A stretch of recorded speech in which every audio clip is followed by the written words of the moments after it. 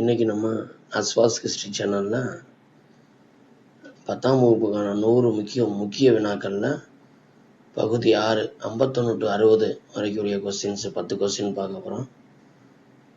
நம்ம சேனலை சப்ஸ்கிரைப் பண்ணாதவங்க சப்ஸ்கிரைப் பண்ணி வச்சுக்கோங்க. அப்போ தான் அடுத்தடுத்து போடக்கூடிய வீடியோஸ் உங்களுக்கு நோட்டிஃபிகேஷனில் வரும்.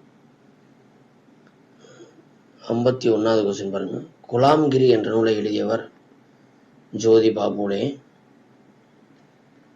52வது கொஸ்டின். வேலூர் புரட்சி எப்போது வெடித்தது?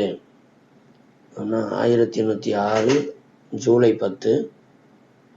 முதல் மற்றும் 23ஆம் படைப்பிரிவை சேர்ந்தவங்க அந்த புரட்சியில் ஈடுபடுவாங்க.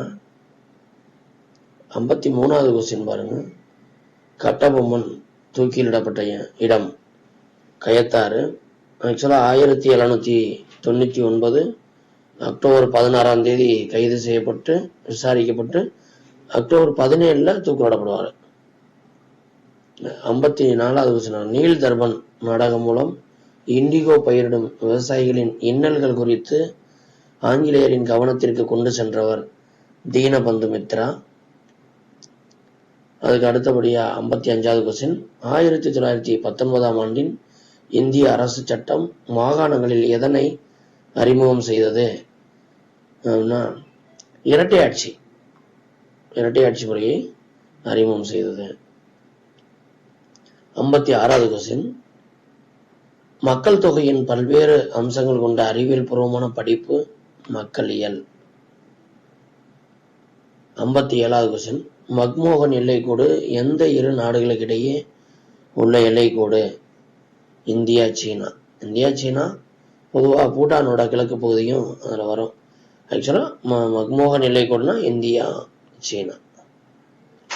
உலகளாவிய பொது வழங்கல் முறையை ஏற்றுக்கொண்ட ஒரே மாநிலம் தமிழ்நாடு.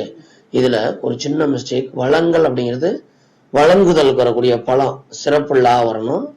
ஸ்பெல்லிங் மிஸ்டேக் இருக்கு பாத்துங்க. இந்த வளங்கள் சோர்சஸை காட்டும். வளங்கள் கொடுக்கிறது. அதனால பொது வழங்கல் முறை டிஸ்ட்ரிபியூஷன்ஸ். அதனால பொது வழங்கல் முறை தமிழ்நாடு. 59வது. ஒரு நாடு ஒரே மாதிரியான வரி என்பதனை எந்த வரி உறுதிப்படுத்தியது அப்படின்னா பண்டங்கள் மற்றும் பணிகள் வரி, GST, goods and service tax. ஆசியாவின் 60வது கொஸ்டின் பாருங்க. ஆசியாவின் டெட்ராய்ட் என அழைக்கப்படுவது சென்னை ஆசியாவின் டெட்ராய்ட்.